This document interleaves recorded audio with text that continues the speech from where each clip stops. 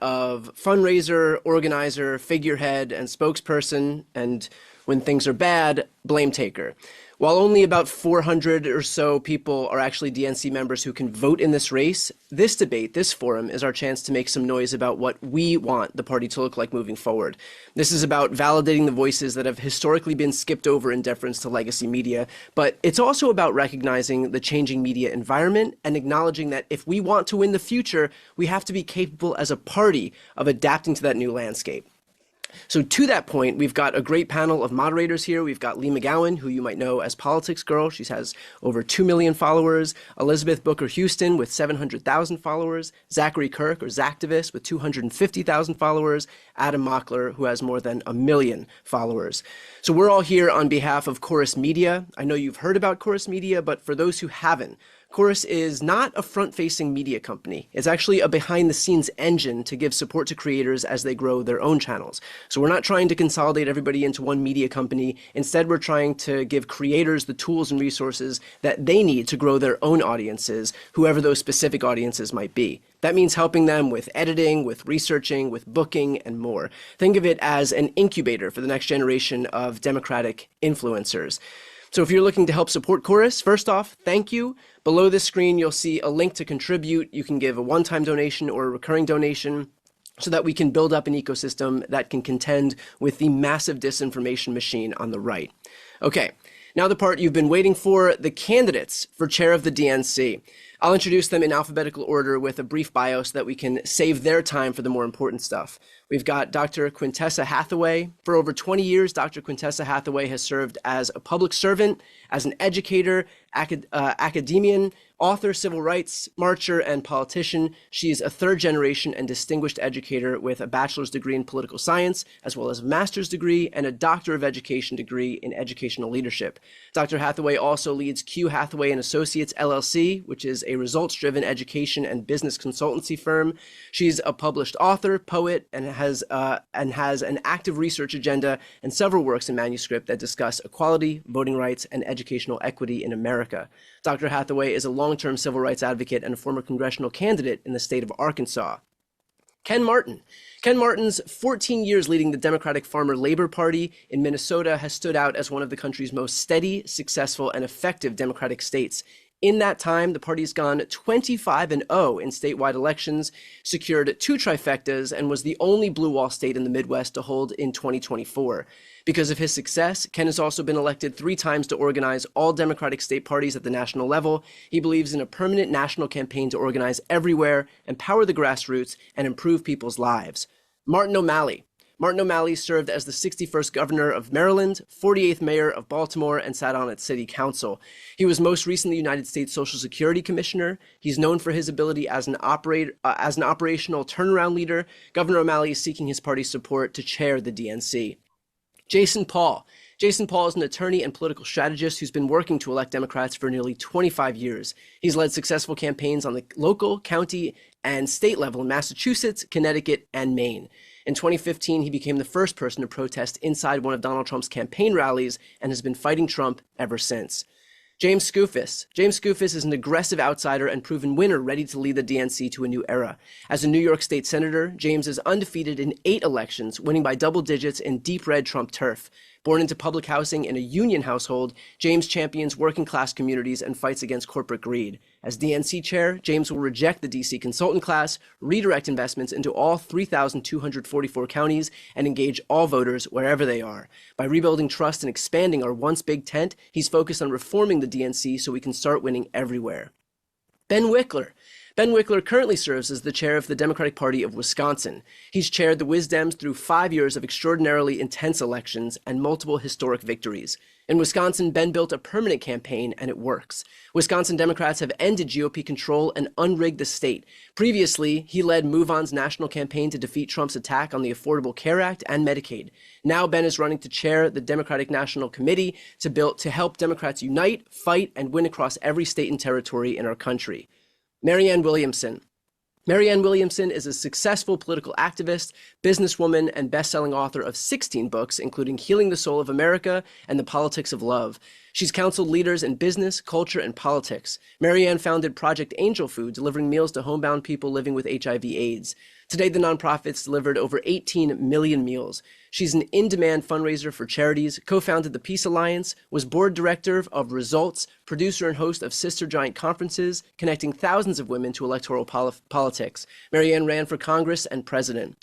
Those are the candidates. Thank you all for being a part of this. So without any more delay, let's jump in. I'll kick it now to Lee to get us started. Thank you, Brian. And thank you to all the candidates for joining us today. Before we get into this conversation, I just wanted to draw the audience's attention to the attached poll. We are asking if you would write yes or no in the chat to the question, is this your first time watching a DNC forum? If it is not your first time watching a DNC forum, then well done. Thank you for being an active member in our democracy over the years. But if this is your first time, then you are in the majority. Because the truth is, most people don't engage in American politics, and most people don't know how our system works or how our laws are made, or what our politicians are even responsible for, which is why people who are working in bad faith, be that politicians or the media, are able to take advantage of the general public by basically tricking us into blaming the wrong people for our problems or not holding the right people accountable for fixing them. That's how we ended up in a place where 90 million Americans who were eligible to vote didn't bother voting in the last election. So we really want to acknowledge who is here today and have a better sense of the amount of people interested in having a working knowledge of our political system. So please take a second and just type yes or no into the chat. And thank you for taking the time to be here today. It's an important conversation to be having as the Democratic Party chooses its new leader of the DNC. Now, without further ado, candidates, welcome again. Thank you for taking the time to meet the people where they are. I think it's a hopeful new start to an era of transparency and success for the Democratic Party. Now, I'm going to say right off the top that Democrats around the country are really struggling. They are feeling defeated and rudderless and leaderless in many ways. And if you see the first part of the special counsel's report being released yesterday, we can now see that there is hard evidence of what most of us already knew, which is that our next president took illegal actions to overturn our last election, to destroy our democracy, and is only a free man because he ran for president again. However, in less than a week, we appear ready to turn the country back over to him and his apparently incompetent cabinet and a group of what appears to be his hateful, bigoted friends and donors. These people are, as we said before the election, a danger to our country, to its people, and to any Democrat, as the next administration and the right-wing media ecosystem has painted us all as the enemy. And I think we only have to look as far as how the Republican Party is treating Los Angeles and California right now in the middle of this ongoing and horrific natural disaster. So knowing this and seeing the disappointment from Democrats around the country, not just with the election loss and our apparent inability to connect with enough people to convince them to vote against this chaos, what do you think the role of the DNC is moving forward? Because a lot of people don't even understand what the DNC does. They see it as Democratic leadership, but I've been told by DNC members themselves that it's just one piece of a far bigger Democratic puzzle that has no real power. So Jason Paul, I want to ask you first. You've said that there are two DNCs. One when we have the White House and one when we don't. That when we don't have the White House, the DNC tries to innovate and figure things out and connect with the people. But when we do have the White House, the DNC has a tendency to become a rubber stamp. You've said that we need to come up with plans that are so innovative and bold and so helpful to people's lives, things like the Affordable Care Act, that once people have them, they won't want to lose them. So briefly, how do you propose that the Democrats do that? So it starts with me with changing our relationship with our donors, because the people who give to this party, whether it be the DNC, the candidates, all the thing, are being really badly treated. And I say that because I'm one of them, and my phone, my inbox, my emails are flooded with desperate pleas for money that took place even after the election. Those sort of abusive relationship that we have with our donors, where we're just give us money now, even when we lose an election and we don't need it for 2 years, is really damaging to our ability to do things. Once we repair that relationship, we can move to a subscription model whereby the people who are on this call, the people who want to be this party, are chipping in $10 a month, $20 a month, and then we don't ask them anymore. And once you do that and you hopefully get the money that you need to have a party that's of abundance, then we want 10,000 paid local organizers in every county plus 50,000 and then one for every 50,000 additional population. LA can't have one organizer. That'd be ridiculous. And then once you start to have those things, then you build from there on what do those people need.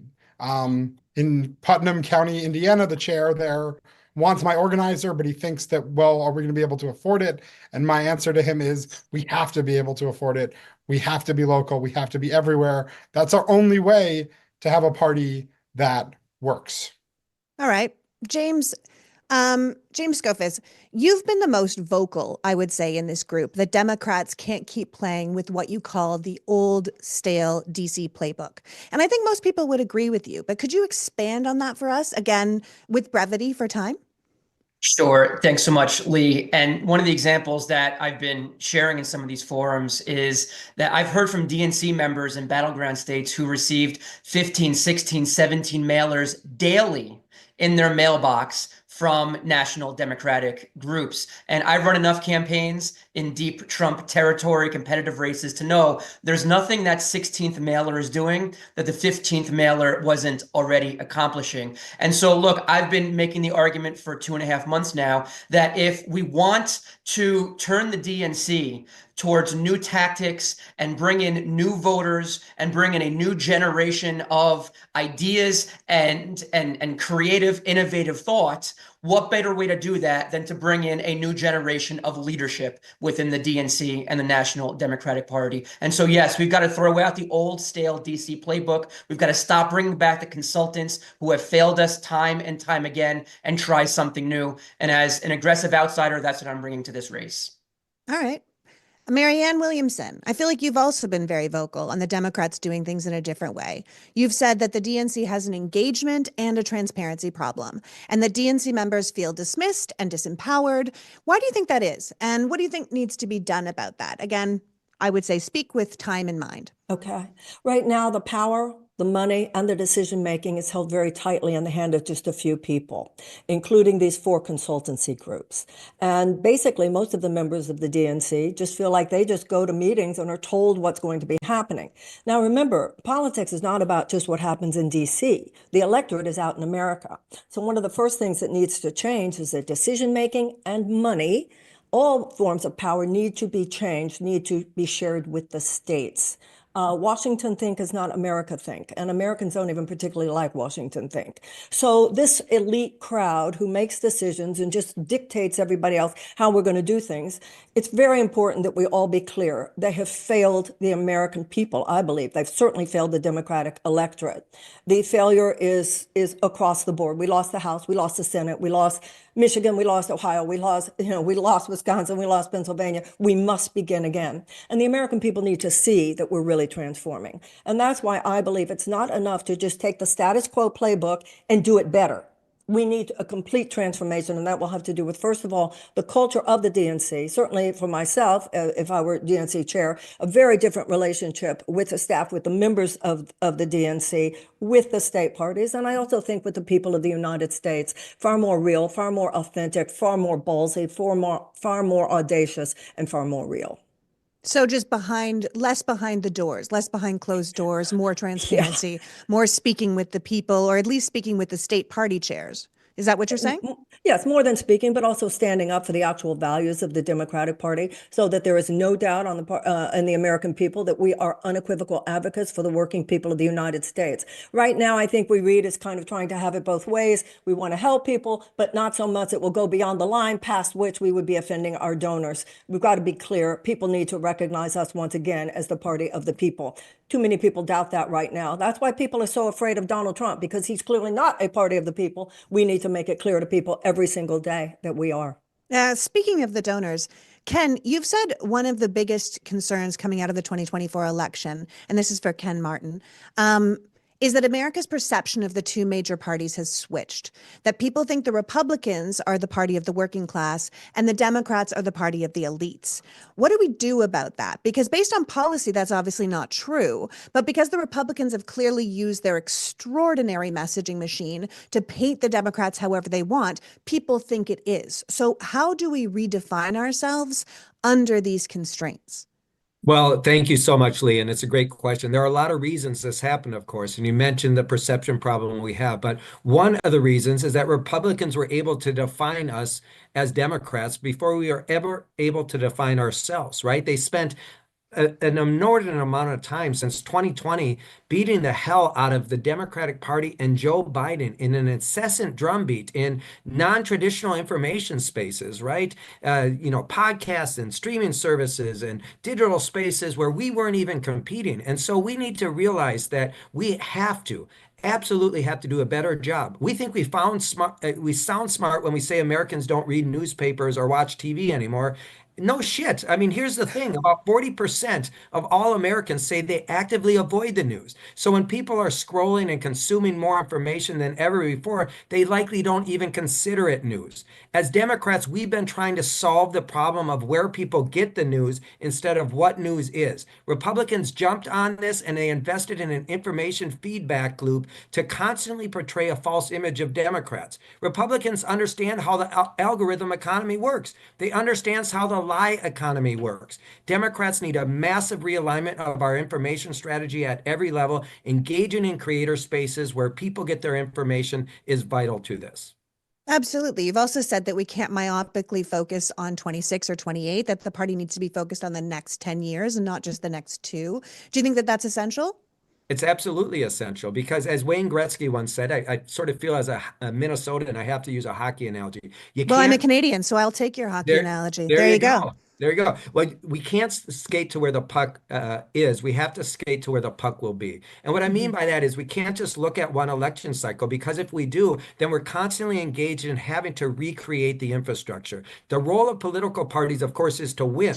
But to do that, we have to build long-lasting and durable political infrastructure. We also have to skate to the moment. As I mentioned, we have to realize that the map is going to shift and that we have to be recognize that if we're just planning for one election, we are not seeing where things are actually heading in this country. We know that the political map is going to shift. Most of the power is shifting to the South and Southwest, and we have to start preparing for that now, right? And for me, the DC committees, whether it's the DNC or our sister committees, have been too myopically focused on just one election. Let me share one story with you on that. Well, I was down with Brandon Presley in Mississippi in 2023. I asked him, what more could the DNC be doing to help you in this moment? He was our candidate for governor, and he was tied with the Republican incumbent Tate Reeves. He said years of indifference and disinvestment in southern states has led to this moment where I'm on the verge of becoming one of the few governors elected in the Deep South, yet there's no infrastructure on the ground to meet me in this moment. I have to build it all myself.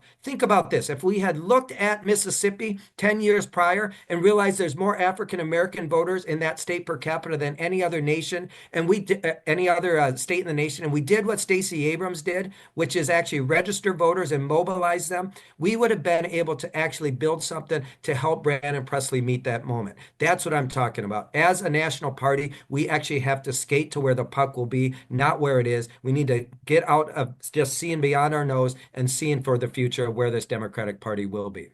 Right. Martin O'Malley, do you agree with that? Do you agree that we often, to keep with Ken's hockey analogy, we're often playing defense as Democrats? We don't go on offense enough. We allow other people to define us. We allow the other team to constantly score on our open goal. What do you feel about that? I agree with all of that, but I think we've been falling further and further back within the blue perimeters of a lot of our states, and we've yielded entire states and act like we won't even compete there. I mean, get this. The 3 main sponsors in their state legislatures of abortion ban bills, the one in Mississippi, the one in Texas, and also the one in Ohio, those state legislators went totally unchallenged by any Democrat. And then we blame people in these so-called red areas for not standing up, not turning out to vote. So we have to extend the battle line. We have to also create a center of excellence for digital communications. And we have to constantly and continuously communicate with people throughout the year. And we're going to have many opportunities to do that as Donald Trump makes decisions that adversely impact the economic security, the health and well-being of our hardest working citizens all across America. It's not like he's only going to hurt people in blue states, you know? So we need to get up on our toes. We need to start engaging. We have to bring forward the younger generation of Democrats who we've totally disregarded, who we don't listen to. I mean, there is a causal connection between how much better than us the Republicans communicate and how much better than us they engage younger people in the activities and the leading actions, which then lead to winning elections. So from the first day I was in this race, I've been preaching that we need to make some changes if we are going to win the next elections. Registering voters to vote directly as a party, fighting for voter rights all over the state, recruiting candidates to run all across the ballot. You know what? I can't stand the term down ballot. It almost sounds condescending. When a young man or young woman, old man, old woman puts themselves out there to run for office, that's a big deal. And we need to celebrate that. We need to lift them up, and they shouldn't have to rely on their brother-in-law to place their Facebook ads, you know? We need to equip our candidates with the modern tools, techniques, technologies to communicate, and we need to create that big wake so that they can surf in a party that's on the side of working people. I agree with that. I also think that watching the DNC forum on January 11th, I got the sense that you all fundamentally agree, all the candidates fundamentally agree that the Democrats can't just continue to focus on the 7 swing states or divide the nation up into red and blue states and cede what are considered red states to the Republicans without any of a fight. You're talking about uncontested races all around the country. We see it all the time, right? Well, let's get out of the battleground state mentality. All of America is a battleground. Let's get engaged. I agree with that. Now, the question is, we can't just, we're not going to just show up in states like we've been doing. If we're going to change things and build relationships with communities rather than just sort of pulling in before an election to ask for a vote we haven't earned, I would say, Ben Wikler, you've said that it's not just about a 57 state solution, meaning 50 states plus DC and our territories. It's about 57 state solutions. Could you expand on that for me, please? Absolutely. And I'm so thrilled that Chorus is having this forum because I know, fun, right? I mean, it's so great. And the folks that are watching right now, welcome to the American political battleground. The fight right now, DNC Chair's race. And then we've got races all across the country, including Wisconsin on April 1st. We've got to fight every day. And that is the basis for why we need a strategy in every state that is about the fight in that state. In states where Republicans set the voting laws like Wisconsin, there's voter suppression and voter protection is essential. In states where they haven't made door-to-door voter registration illegal, which they've done in Wisconsin, but many other states, the party should be doing partisan voter registration to find and register Democrats on a year-round basis, as Ken was saying about Mississippi. And I'm honored to have Stacey Abrams' support in this race because you need to plant the tree now so it's big enough by election day that we can climb up it. Every state has different fights. The work we need to do in each state is different. But if we build a 10-year plan for each state now, then we can build a program where people can see how they can plug into that work. They can be part of winning elections, maybe flipping a mayor's seat. Maybe it's a state legislative seat. Maybe it's winning a trifecta or breaking a Republican supermajority. And if we do that work, people will know that they are part of the story of the comeback for the Democratic Party fighting for working people hand in glove with the union movement in every state across the country. We've done that in Wisconsin. We're the only state, only battleground state where we actually we're the only battleground state where we added the number of votes that Harris won among young people relative to 2020. We're a state where the shift because of Republican turnout was counterbalanced in large part by an increase in Democratic turnout across our state. And that was the fruit of year-round organizing and communication on every platform in every corner of the state of Wisconsin. That's why I'm so excited about the DNC Chair's race, because if we do this right, then we're going to have a chance to win a ton of elections and deliver real change for working people. Which is something I think all of us would love to see. Now, I know that I haven't spoken with everyone on this group, but if we are going to be talking about this kind of 57 state solutions, one of the things we do need to be concerned about is our Southern strategy, a region that Democrats in many ways have sadly ignored for years. So I'm going to pass the conversation over to Elizabeth Houston, who's going to be focusing on these regions and the 92%. So I want to thank all the candidates for your time and for talking to me. And Elizabeth, over to you. Thank you so much, Lee. Hello, everybody. I'm so glad to be here. Hi, thank you for your time. So I wear a lot of hats. One of them is lawyer and law professor. So I'm going to set some ground rules for the conversation I'm going to have with you. The first one is timely. I need you to try to keep your response to about 90 seconds, just so we can cover as much ground as possible. I also need you to be responsive. That means if I ask you a yes or no question, answer with yes or no first, and be as specific as possible. I don't want to hear about infrastructure. Please do not use that word in the conversation with me. If you're talking about infrastructure, I want to hear, what does that mean? What are you talking about? You're talking about transportation services? You're talking about, like, explain it for the people. So first of all, raise your hand if you know who the 92% are.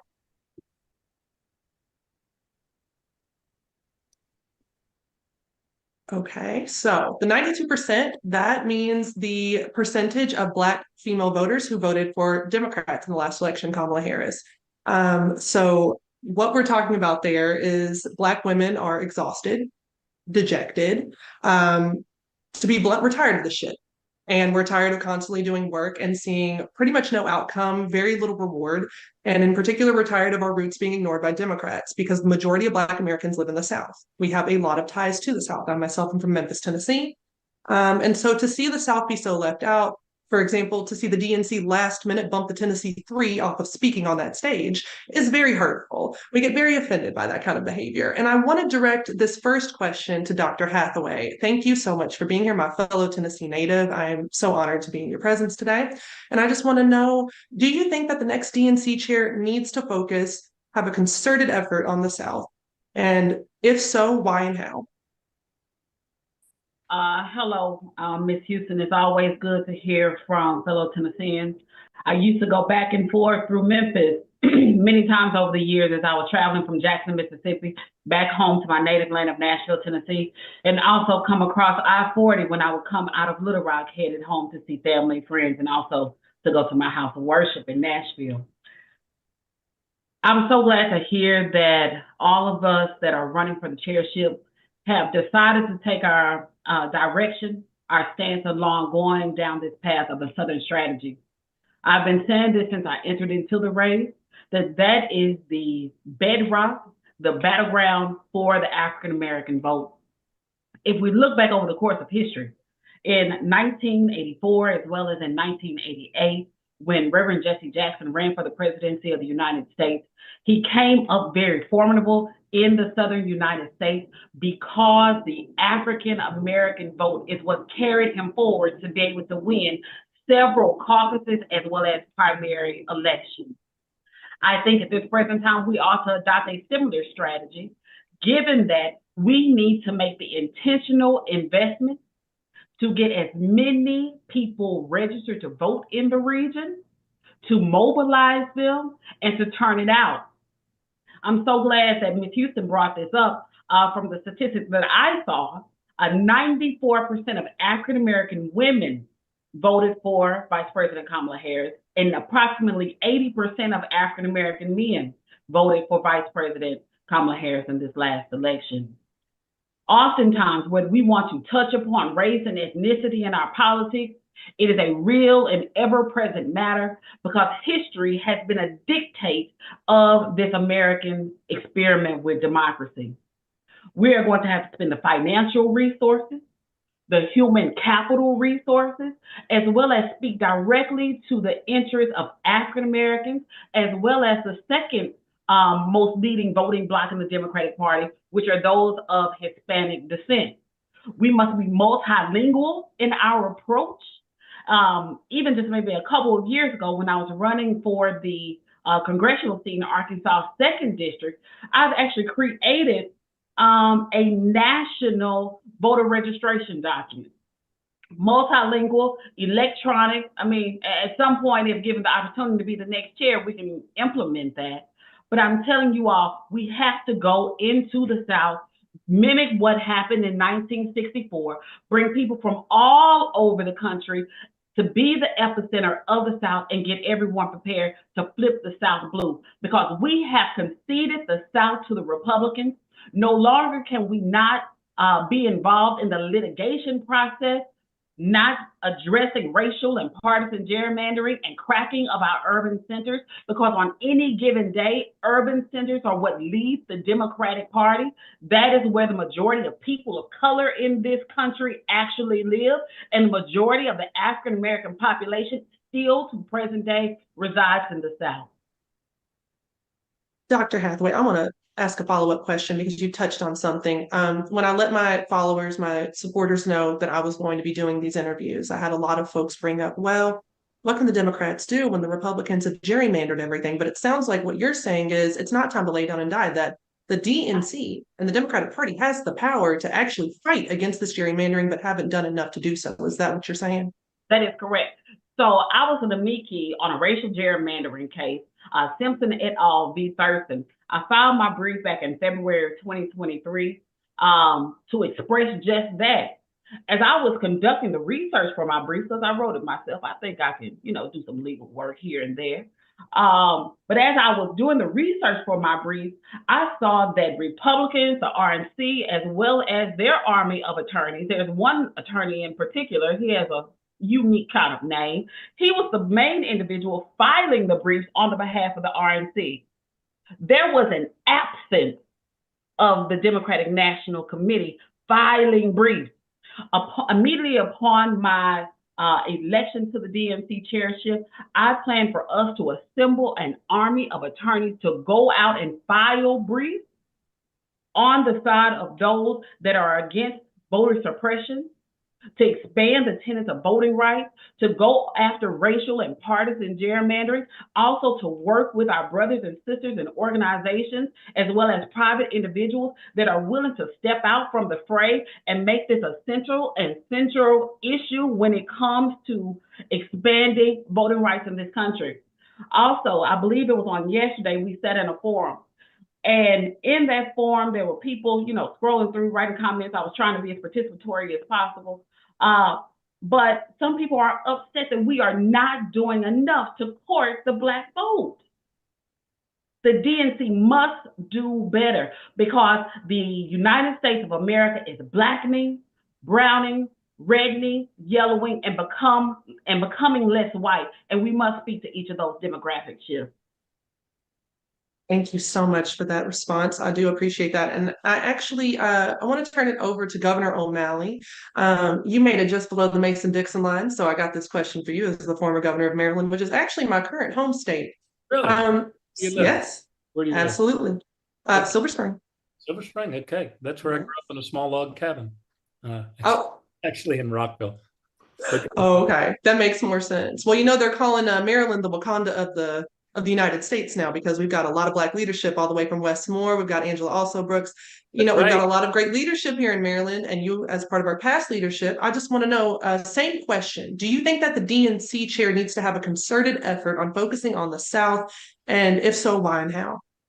Yes, absolutely. We have, and I really appreciate what Dr. Hathaway underscored, which is we got out of the business of defending voting rights.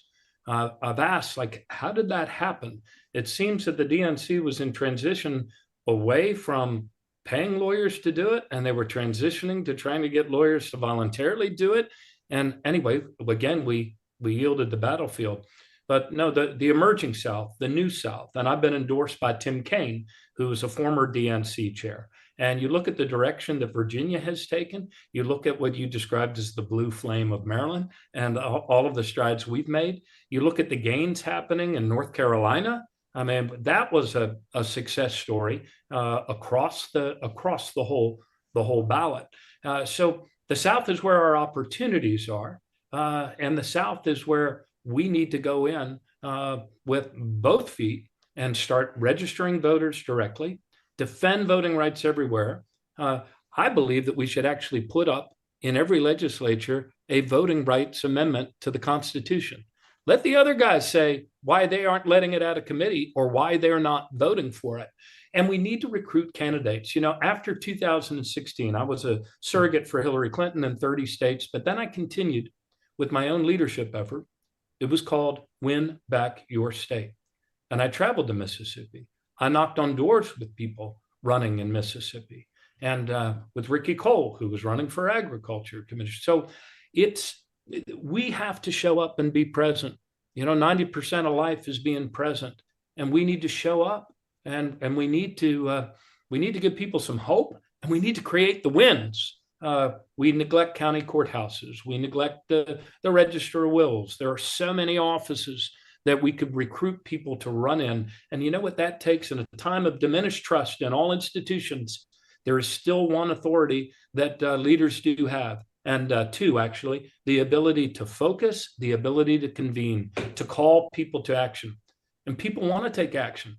We're all tired of grieving the way the election went last time. We can't change last time. We can change next time. And the South is one of our greatest opportunities to be able to do that. I agree. And I appreciate what you said about how we just stopped fighting for civil rights, which, as someone from Memphis, Tennessee, we say that bullet rang through and assassinated Martin Luther King Jr. And it's like the city froze in time. So for so many of us in cities in the South, it's just like we kind of got frozen in time and forgotten about. And mayors, you know, the other thing that we neglect are the mayors that we have all the mayors. The mayors. I actually do want to follow up on something about the mayors because you bring that up. Because you led the state that holds the great city of Baltimore, right? And I always say that Baltimore and Memphis have two things in common. We're both a little too black and too scary for a lot of these Republicans. And I just want to know what you will do as chair to hit back hard at the Republicans and stop how they demonize, destabilize, and disenfranchise these black cities like Baltimore, Memphis, St. Louis, Atlanta, New Orleans, because these assholes called Mayor Brandon Scott a DEI mayor because they couldn't use the N-word because they get knocked out. So I want to know how you're going to knock him out. Yeah, I'm going to create a desk at the DNC for our mayors. Our mayors, I was endorsed last week by 60 current and former mayors, including Shirley Franklin, Wellington Webb, Mitch Landrieu. And we tend not to appreciate, and also Mayor Woodfin from Birmingham. So we tend not to appreciate the truth that people relate to their mayors. They trust their mayors. Mayors talk to kitchen table issues every single day, and they deliver tangible, visible things that people can see. So we need to make much greater use of our mayors to communicate. They are trusted messengers, and they can't be an afterthought.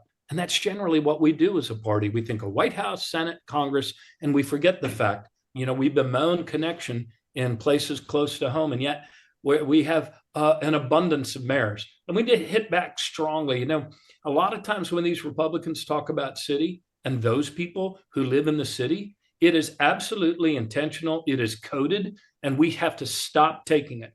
You remember, Donald Trump excoriating Elijah Cummings, who was my friend. Oh, I remember. About Baltimore as a rat-infested hellhole. We can't let that pass. We have to fight back against that, because there's a lot of people in cities who feel like we've abandoned them, just like people across the South.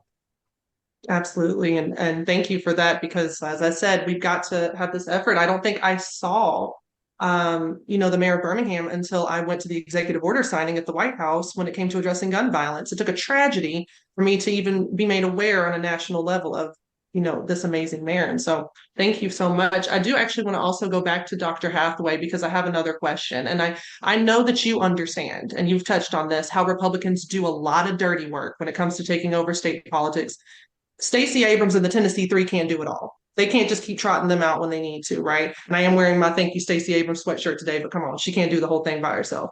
And so I want to know what you will do as the DNC chair to ensure that Democrats fight like hell below the federal level, because people want to see Democrats put Vaseline on their faces and tie their hair back. Very tired of just taking hits and not hitting back. There have been several times, especially here over the last 3 or 4 years, that I have been in Nashville for family purposes as well as for political purposes. The state legislature just convened today. It was really my intention to be in Tennessee today, but some things kind of got shifted around. I say that because I marched in 2023 with the Tennessee Three when they were protesting gun violence, and there was a shooting at Covenant School. Just to bring this a little bit home, one of my two of my high school schoolmates, their father was one of the victims that was killed at Covenant School in Nashville. When things happen, not only does there have to be a mass voter registration effort to get the attention of election commissions, secretaries of state, there also has to be a mobilization effort. We can do both and. Social activism has to be more thoroughly connected to the Democratic Party. I've met the Tennessee Three several times, had conversations with them individually as well as collectively since they took a stand. You know, Gloria, she speaks about how the reason why the vote did not expel her from the state legislature is because she was a white woman. She also ended up running for the United States Senate this last election cycle and lost to one of the most extreme Republicans, Marsha Blackburn. There are pockets of people all over this country that do the activism work, whether they step up to run for elected office or not. They still ought to be brought to the table, have a voice, have a say, and for their ideas to be implemented to the nth degree by the Democratic Party. I'm so glad that Ms. Houston, you brought up the fact that, you know, there are so many disaffected, disinterested individuals that we don't want to address. We leave them by the wayside. You know, we cast them off as a party. But that is the problem. There are people that are similar in scope as the Tennessee Three all across this nation that fight on the behalf of voting rights and civil rights and ending gun violence in our communities. Everyone wants the exact same thing, I truly believe. It's connected to hope in the American dream. But no one is willing, or very few people are willing to have the hard conversations about American history and about race. I'm just well, they're trying to erase critical race theory. You know, we see what they're doing. They're trying to change the textbooks. I remember that whole fiasco just years ago when they in the Texas textbooks were calling you know, slaves unpaid workers or whatever they referred to them as. Immigrants. Just immigrants. Yeah. Here's one thing that I'm going to bring to the conversation too. You know, we can say that critical race theory started in this legal space, this legalese, and that it ought not be a part of our pre-K through 12 curriculum. Wrong. Wrong. Black history is American history. Hispanic and Latin history is American history. Those cultures, Asian history, minority history, women's rights, all those things ought to be folded into a cross-curricular manner. It ought to be taught in math and science and social studies and language arts and in our elective courses from pre-K all the way through higher education. And you think that the DNC chair has a role with that education? I'm just wondering because it feels like so much of America is uninformed and Democrats and the party don't seem to want to take up the helm as far as educating people. The very basic things that I constantly have to teach folks on my social media platforms, right? And so I'm wondering, as an educator, as someone with a doctorate of education, you would feel as the DNC chair that you have a role in educating people of America, not just throwing rhetoric at them. I've been in this field of education by love, by training, by credentials for almost 2 decades now. So when I tell you it's my heartbeat, it's my heartbeat. And one of the other candidates, you know, talks about me, you know, to the point of being a high educational leader, chancellor, I can do all things through Christ who strengthens me. And as long as I have breath in my body, I'm gonna keep on fighting. I'm gonna keep on working hard. I'm gonna lay my all on the altar as long as I shall live. Point of emphasis. We have to educate and re-educate people on processes, what it means to be a Democrat in this country. We have to grow the tent. Once we get people registered to vote, they must be put in vote builders so that we can maintain that relationship, inform them about the topical and political issues of the day. We also have to tell people this is where we were, this is where we're going, and we need your help to execute this vision and mission. I say that because we have disinvested in the context of history. Some people have difficulty having those conversations, forming the words, contextualizing, don't want to highlight the portions of the curriculum that makes them feel uncomfortable. Mm-hmm. Not only should there be an emphasis on the largest mass migration in human history, the enslavement of the Africans, but we also have to talk about the rebellions, the revolutions, how we went about countering this system that occurred here in the Americas. Change the narrative. Everyone didn't lay down and get their backs whipped and lynched and hung up in trees and lost their limbs. That's not the all of the story. People were willing to lay down their lives and throw their children over ships to keep from being a slave on 7 of these continents. I said it, I'm not taking it back. Thank you, Dr. Hathaway. Well, I appreciate that so much, and I appreciate everyone here. For those of y'all who I didn't have a chance to speak to, thank you so much. Did you at least learn something? Can I get a thumbs up on Shirley Chisholm's internet? All right, beautiful. All right, so thank you all so much. I greatly appreciate it. I'm going to now pass it off to someone who has a fresher perspective than myself. Very excited. Gen Z content creator, Adam Mockler. Thank you, Elizabeth. I thought your perspective was very fresh. I was going to say keep it short, but you guys already know that. The first question is for Ken Martin. Ben Wikler said this week, quote, Ken Martin has been the head of building up parties since Trump was first elected. He's been the vice chair of the DNC and hasn't done it. He's got the title, but he hasn't taken responsibility, and state parties haven't gotten the resources they deserve. Mr. Martin, how do you respond to Mr. Wikler? Well, look, he's entitled to his opinion. He's not entitled to his own facts. I have great respect for Ben, and unlike him, I've decided to keep this race on positive and focus on what I'm trying to do for this DNC. And the last 8 years, the reality is we've made the deepest investments, the most historic investments in our state party in the history of the national party.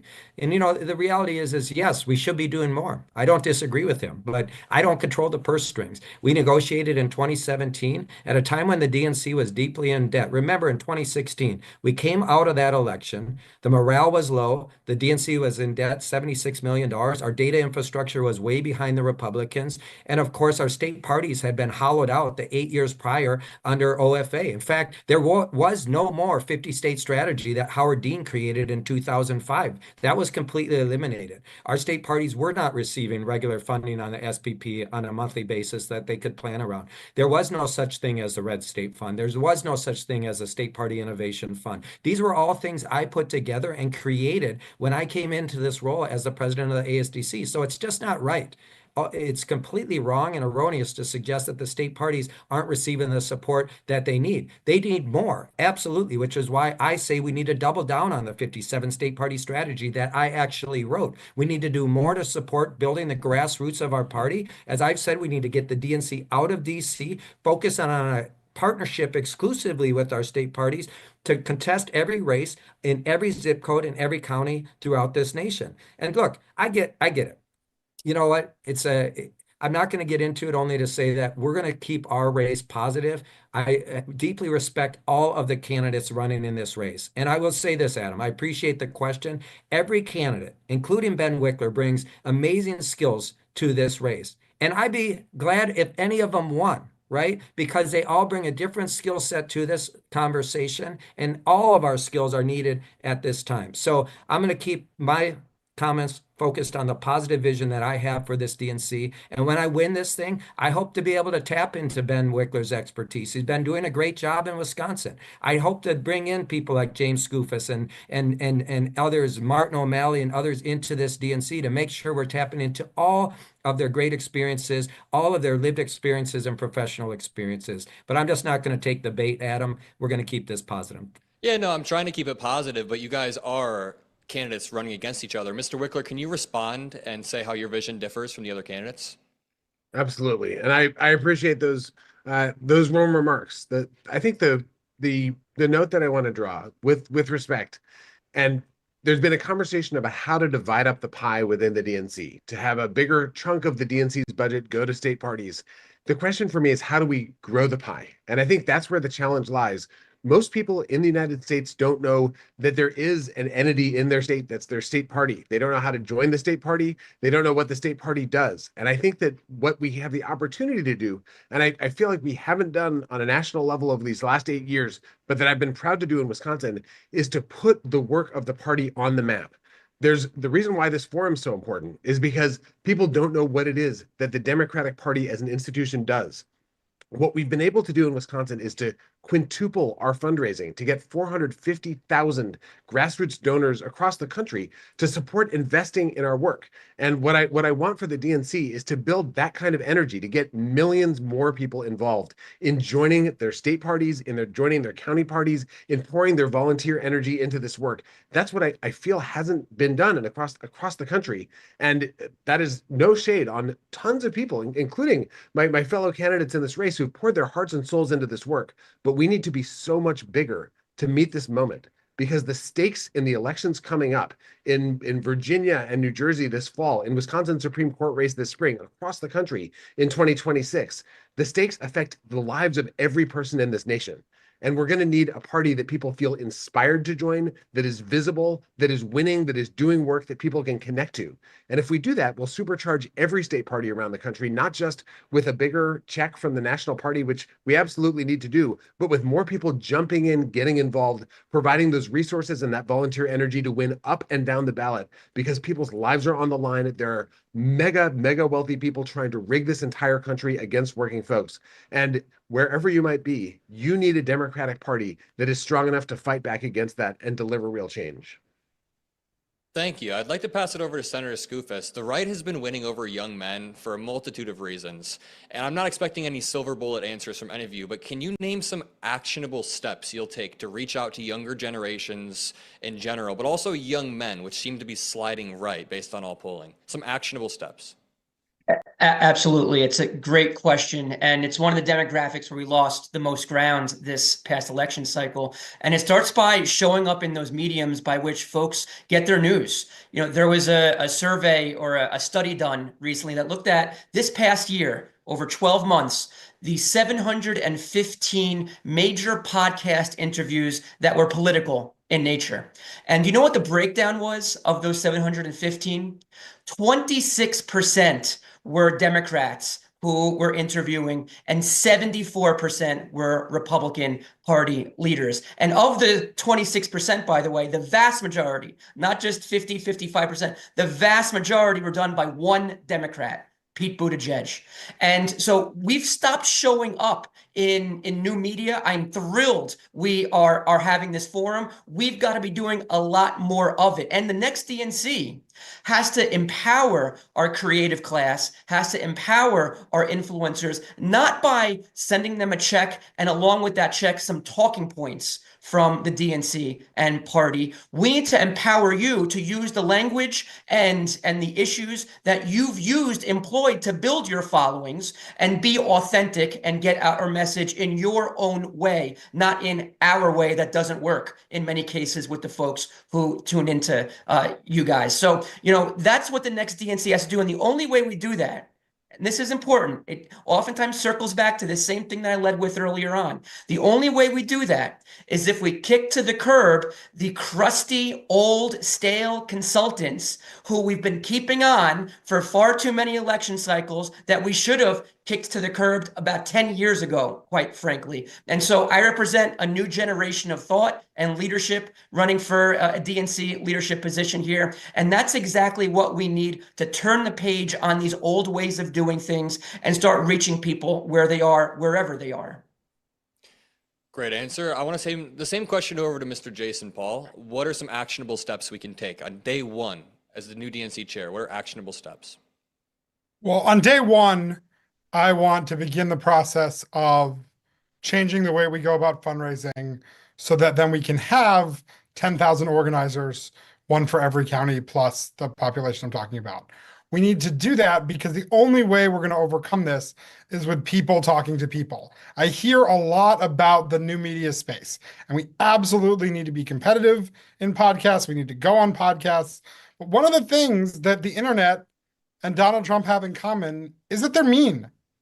And it is very hard to have a society where things that are mean, generally speaking, don't work out if your values are communitarian and caring about people. So we need to get back into the business of connecting people at a human to human level. We need a lot more staff we need a lot more staff and people to do that. And I love that Chair Wikler has 450,000 donors. That's a great start. But there aren't 450,000 donors for every state party now. He went and said, okay, we're going to do Wisconsin because Wisconsin's one of the core 7. Love it, needed it, absolutely had to have it. But we need that to get that model everywhere. We have to actually not have competing state parties. We have to have everybody rowing in the same boat so that we can have the people that we need, so that we can start talking to people again. And when we start talking to people on a person-to-person basis again, we can break out the loneliness, we can break out the meanness, and then we can sort of say, here's why we want to be a community. Mr. Wikler, do you agree with what Jason Paul just said? Yeah, I think this needs to be national. That's why I'm running for DNC chair now. We need to supercharge the whole thing so that we build strength at every level. And that's counties, that's neighbor to neighbor teams across the country, as we have in every community across the state of Wisconsin. That is a national party that works to build a strategy in each state and then to supercharge it.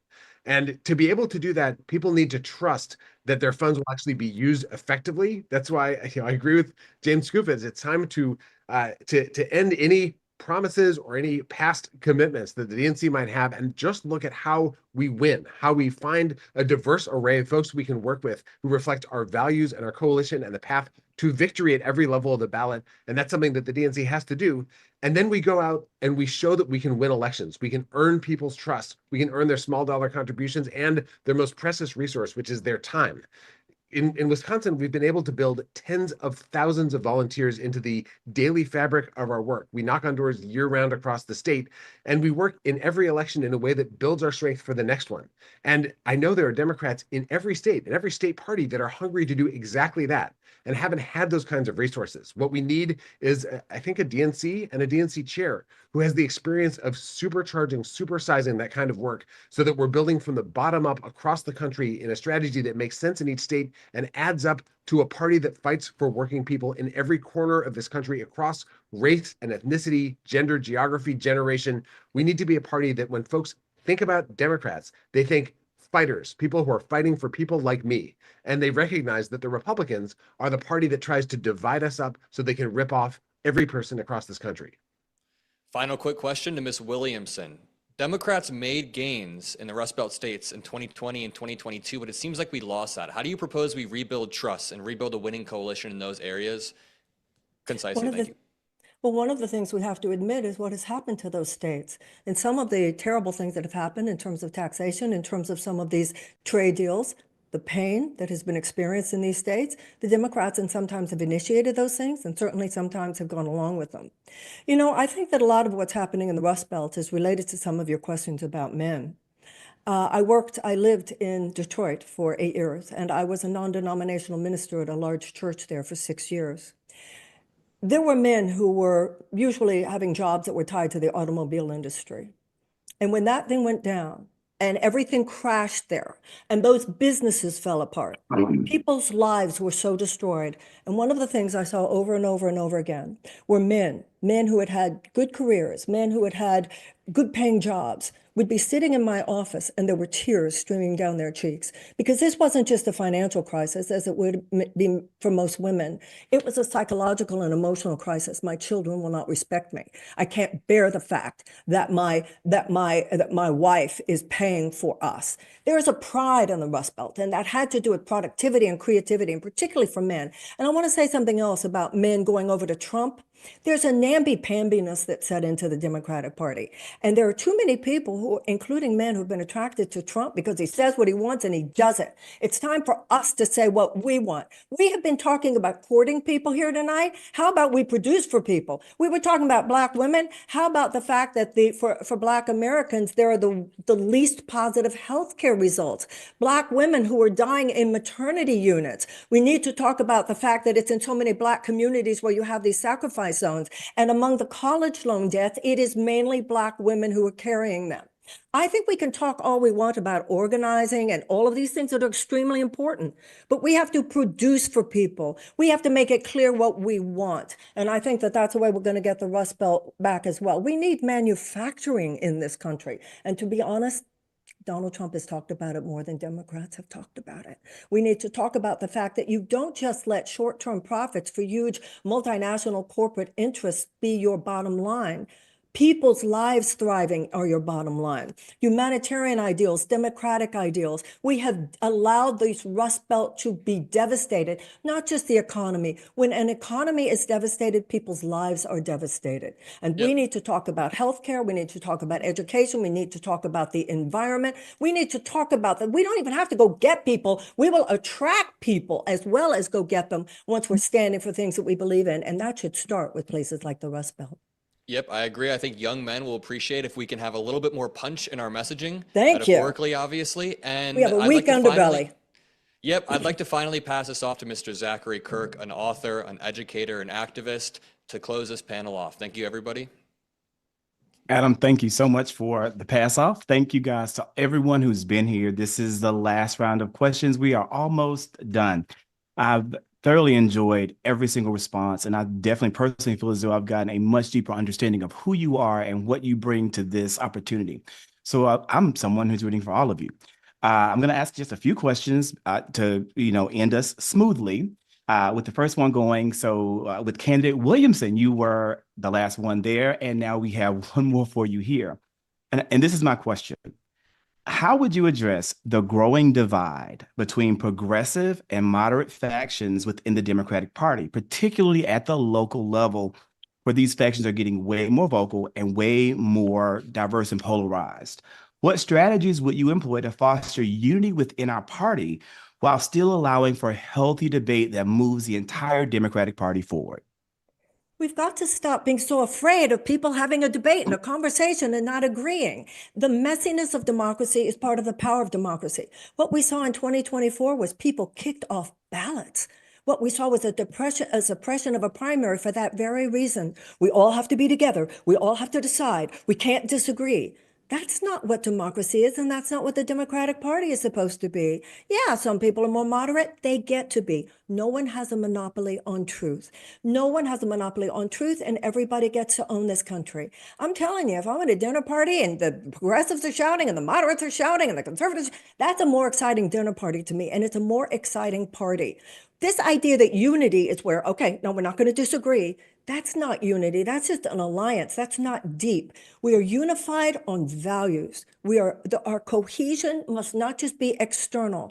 It must be the fact that we believe in a party that advocates unequivocally for the working people of the United States, particularly in response to this neo-fascist assault coming at us, which is all about sucking the resources from the bottom 90% of the American people into the hands of a very few, cutting out things like Medicaid, drill, baby, drill, more and more defense spending. That's where we are united on our values. And we need to be honest, nicer to one another. Democrats have got to stop attacking other Democrats. We've got to stop putting people down because they don't agree with us. That's how I'd handle it. Everybody talk, everybody yell, everybody have fun. That's what democracy is. And when I was growing up, that's what the Democratic Party was. How do we get that message out?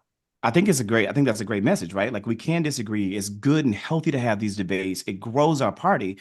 But how do we get that message out from the DNC chair position to really make this broad coalition work? The Democratic Party's always been a big tent, but inside that tent, we keep fighting. But not only are we fighting, we're letting the fight get outside of the tent. And that's something that, unfortunately, our Republican counterparts tend to do a little bit better at maintaining. How do we, from your seat as a chair, how do we make that part happen? Keeping the fight healthy and robust, but keeping that fight a little bit more internal. We demonstrated. And that's what I think is a very important role of the new chair of the DNC. It shouldn't be people who have kicked people off ballots. It should be people who say to everybody, you want to come into my, because this is how I see it. If you have an idea for a more beautiful America or a more beautiful world, come into my office. And my marker of success would be that when that person left my office, they felt I heard them. The young kids who were talking about Palestine, the young kids who were talking about Israel, whether it's somebody talking about healthcare, whether it is somebody talking about education, everybody should have a voice and everybody should feel that the DNC leader is not just strategizing, oh, we're going to listen to these people, but not these people. I would demonstrate something very different than the elitist, arrogant, top-down leadership that has been far too not only prevalent within the DNC, but obvious to the entire country. This would be a whole new day. Everybody come in. I want to hear you. That doesn't mean I'm necessarily going to agree with everything, but you have a place in this party if you want to make this a more beautiful world. Thank you. Candidate Skoufis, I have the same question for you, my friend, which is, again, how would you address this growing divide between the different people under our tent, from our leftist all the way over to our moderates? How would you address that divide? Thanks for the question. And I'm going to say something I don't think I've said in any of the dozen or so forums that we've all participated in so far, and that is I agree with Marianne Williamson on this question.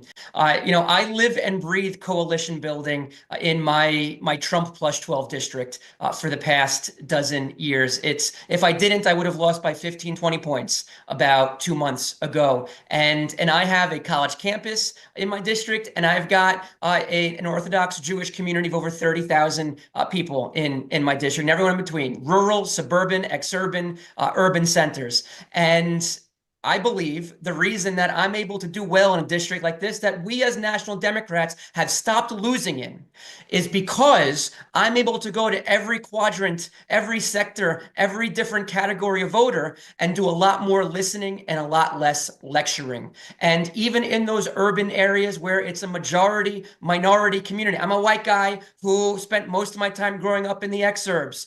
I overperform the top of the ticket even when there's a person of color at the top of the ticket, because voters are less concerned about us as a party, us as candidates, sorting them into these academic categories and buckets that I think we've fallen into the trap of as National Democrats in recent election cycles, and a lot more interested in being heard and having something done about the issues that they care about. And so, yes, some of my first meetings as DNC chair would be going to the Teamsters, going to the firefighters union and telling them, look, we clearly have not met your expectations. You didn't support our top of the ticket for the first time, and as long as people can remember, and it starts by me telling you, we want you back in the coalition.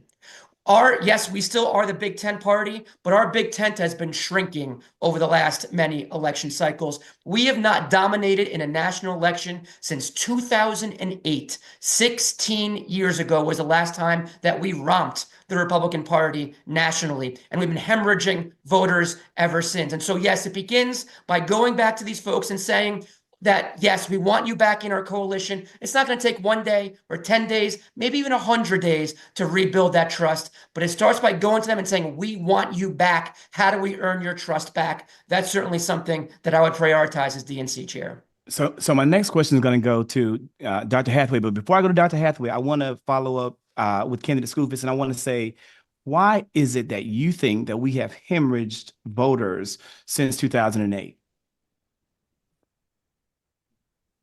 Oh, that's for me? Yes. Why have we? Why do you think that the Democratic Party has hemorrhaged voters since 2008? There are a lot of reasons why, but it all comes down to we have created a trust deficit with a lot of voters. And by the way, that's not just voters that are in the middle, center left or center right. It's the other end of our once big tent that has been fraying in recent election cycles as well. And so how do we get back to rebuilding trust? One starts by showing up everywhere. And we've been talking, every candidate's been talking about, we're going to start showing up everywhere again. We're going to start meeting people where they are again. Unless you've been to a hunting club and have told those folks, Democrats are not taking taking your guns, unless you've been to a chamber of commerce and talked about increasing the minimum wage like I have in my Trump district, I don't want to hear from anybody about showing up everywhere if you haven't been doing it already. I've been living and breathing it every day for 12 years. So yeah, we got to meet people where they are and start being a national party again. And we talked about the South a lot before. And why now? Why now? Because in the next census, states like New York and Illinois and California and other blue states are going to be losing electoral college votes, at least as it stands right now. And states like Texas and Florida are going to be gaining them. The whole electoral math changes, and it changes in a real bad way for us in a few election cycles. So we have to expand the map. We have to start winning and competing in places like where I've won over the past 6 election cycles. But it also speaks to how we're communicating with folks. We have far too often found ourselves in an ivory tower looking down on a lot of voters. And I've been talking a lot about how we've got to get out of that ivory tower and back onto the factory floor, stop pushing white paper talking points and trying to convince folks our economy's been doing wonderfully because our GDP year over year is better than France or the UK's since the pandemic, as if anybody cares about that when they go to the supermarket the next day after hearing that BS and seeing that their food prices have doubled over the last several years. We've got to be real with people. We've got to stop being overly academic and overly politically correct and start doing something about the issues they care about, even if those issues are uncomfortable for us sometimes. Thank you so much. Dr. Hathaway, we have made some significant gains in this country with the election of LGBTQIA plus candidates. We are so appreciative as a community to have Representative Sarah McBride, former Senator LaFonza Butler, Representative Robert Garcia. My question to you is, how would you leverage the party's resources and influence to support openly gay candidates at all levels of government while pushing back against the anti-LGBTQ plus legislation that is prevalent in our home area, the South? There's a time to lecture, there's a time to listen, and we all should be lifelong learners of all diverse groups within our party. The LGBTQIP plus community is a sizable voting bloc. When combined, they are about 26%. I think that's the last number I saw, about 26% of the voting population. With that being said, resources ought to be directed to uplifting their voices as well as all minority voices within the party. They too should have a seat on the committees, a ranking seat when it comes to our committees, our caucuses, our councils. They should have the autonomy and freedom to be able to come out from the shadows and recognize that they have a vested interest and we have a vested interest in who they are as a people. I know those buzzwords and we tend to talk around love, who you want to love, all this kind of stuff, but is it tangible? Is it real? Do we feel it?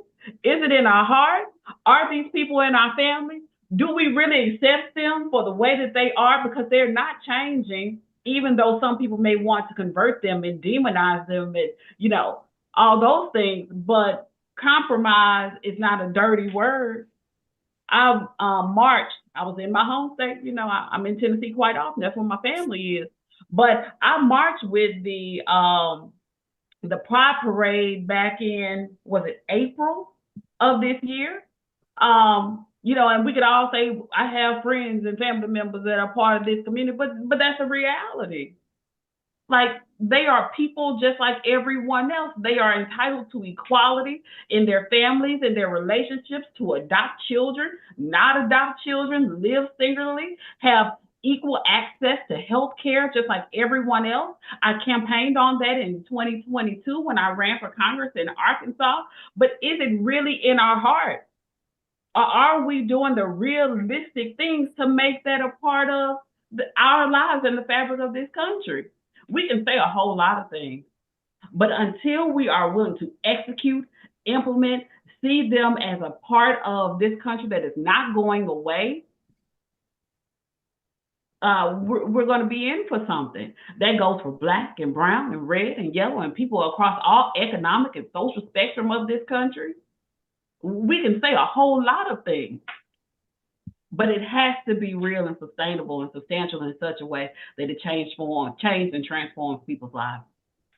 Thank you. Thank you. Candidate Wikler, there are people who say that there has been too much priority spent in the last election cycle on garnering the support of the Black vote. What do you say to people who have that criticism, and how can we ensure that the needs of all Democratic voters and really all United States citizens are a part of your platform if selected as DNC chair? The idea that Democrats spend too much effort trying to win the votes and earn the votes of any community is preposterous. We lost the election, and we lost the election because the other side got more votes than we did. And the key thing, if we want to build a party that wins, is to earn the trust of folks in every community across race and ethnicity, gender and geography, all across the country. What we know from looking at every election map and every exit poll is that across the whole country, Democrats have lost ground in every single state and DC. We had a smaller vote share than we did in 2020. And how did that happen? It happened fundamentally because millions of people felt like the support they got during the pandemic, the child care tax credit, the help to freeze evictions, the support that they got slipped away. Income went down while prices went up. We lost the votes of working people across every demographic, whether it was turnout going down or whether it was people sometimes switching over to vote. And I will say that Black voters in particular did not switch over to Republicans, despite a lot of prediction that would happen by a lot of pundits going into this election. They stayed home. There are a lot of people who stayed home. If we want to earn people's votes, we need to show them that we are fighting side by side with them, that we hear their voices, that we're fighting for them. We're fighting against the people who are trying to divide us in order to rip off working people across this country. And how do we show that, though? How do we show that? Well, this is exactly it. We're entering a challenging time. Trump is about to take power in this next week, and he is talking about essentially ripping this country into little pieces so that he and his friends can collect more of them and put them in their bank accounts. They're talking about a multi-trillion-dollar tax cut for billionaires that will be paid for by working people, some who voted for him, some people who voted for Harris, and some people who didn't vote at all. And we need to show that we are against that. We are for a country that actually works for working folks across this nation, and we need to fight like we mean it. That means working hand in glove with the union movement. That means knocking on doors and having conversations with people. That means going to bat against those who are trying to rip us all off and for a country that works for everyone. That's communicating everywhere. That means organizing year round. That means communicating across all the different places people get information, from streamers and from TikTokers and from in the places where people are not hearing from Democrats right now, because Democrats spend a lot of time on MSNBC, which I love MSNBC. I go on MSNBC, but that is not where the voters who stayed home are watching in 2025. And if we do that kind of fight, we might be able to stop them from passing these bad laws, but we will definitely show whose side we're on. If people think the Democratic Party is the party of the rich, that's because they're hearing more from Republicans than they are from Democrats. We are the party of working people, but we need to fight like it. We need to communicate like it, and we need to earn back trust from folks so that they know that if they vote for Democrats, we're going to be fighting for them in office. I have one more direct question, and then I have one final question for everyone. And it's a really short and simple one that I think this is something that people really want to know. It's very important. And the last final direct question I have is for candidate O'Malley. What I want to know is, and this is something that my friends, they've been texting the same question over and over in the group chat. And they want to know from you specifically that the Democratic Party oftentimes is being put on the continuous defense. What would you do as chair to create and craft a message that puts the Democratic Party on the offense, pushing back against authoritarianism and fascism? Yeah, look, this is the challenge of our times. I'm running for DNC chair because I know that the speed with which we reclaim this party's mantra of fighting for working people, fighting for economic security, is going to determine not only whether we win the next elections, but whether we preserve this republic. This is do or die time for us. So we need to up our game. We need to go on the offensive, and we're going to be able to do that, sadly, because of all of the things that Donald Trump's going to do, not only to harm the interests of the hardest working people. I mean, and that was the through line in this election. You know, the more inflation outpaced somebody's earnings, the more likely they were not to go to vote or to take a chance on hitting the refresh button for a really horrible person who feels like, who has absolutely no respect for this republic and what this republic means. So this is definitely offense time. We might be the party in opposition, but that doesn't mean that we have to be on defense. We need to go on offense. We need to organize all the voices of this party. We need to get influencers, creators, all of the people that can fill up the tube, which is now the public square online, with the truth. The truth can defend herself, but she needs to be stated first. And we need to make sure that we are calling in that truth and make sure that that truth is marching all across the social media channels that people listen to and where they get their news. It's about the economy. It's about the republic. And we need to punch. We need to punch hard, and we need to punch as a group. Thank you so much. I think we do need to punch, but in addition to punching, we also need to eat. And so this is my final question to everyone. And I'm going to turn it back over to our amazing host, the one and the only BTC, Brian Tyler Cohen. And the question for everyone, and we'll start off with candidate Martin, is this: what is your favorite snack? Real quick, keep it just honest and blunt. What is it? My favorite snack is beef jerky. Skoufis, what you eating over there? Ice cream right after this. One of my vices. Candidate Williamson. Green grapes. Green grape. Candidate When they're Paul. hard. When they're hard. So I'm Cheerios. I eat a ridiculous amount of Cheerios. It's bad. I don't know if that, with the genetic modified food, I know somebody, may not be very happy about that. Candidate Wikler. I like ice cream with as many chunks as possible. And sometimes, if I'm honest, I'm eating for the chunks rather than the ice cream. Dr. Hathaway. Chocolate chip cookies and red delicious apples. Candidate O'Malley. Old pizza. Old pizza. And No, I think that's old. Not old. Oh. Thanks. And I think that hit everybody, right? Didn't leave anybody. That's all my candidates on the table, right? Brian, take it away. And for me, it's simple, it's plain, it's just Lay's. Plain, simple Lay's. Brian, back to you, my friend. Thanks, Zach. All right. Thank you to everybody for being a part of this. Two important notes here. The first is that this was the most watched DNC forum in history, which I get it, low bar, but still there were tens of thousands of people who did tune into this. And second, the audience for this forum was composed of 85% first-time viewers. That is a testament to how potent independent media is. It's a win-win. More people watching, more new people watching, and more people who feel like they have agency in this entire process, a process that was otherwise pretty obscure before now. There are just over 400 people who are ultimately going to decide this election for DNC chair. That vote will take place on February 1st in Washington, D.C. For the viewers, if you are excited about somebody, please feel free to post on social media about them. Feel free to volunteer. Feel free to donate. We've got agency here. We've got voices here. So please make sure to use them. Thanks again to the moderators for a job well done. Thank you to the candidates for taking the time tonight and for putting your trust in independent media. Thank you to Chorus Media for sponsoring this, and for those who want to support Chorus Media beyond this, you can follow all of the social media channels at We Are Chorus. And finally, thank you to the audience for taking time to watch this and for having a stake in the future of this party. All right, good night, everybody.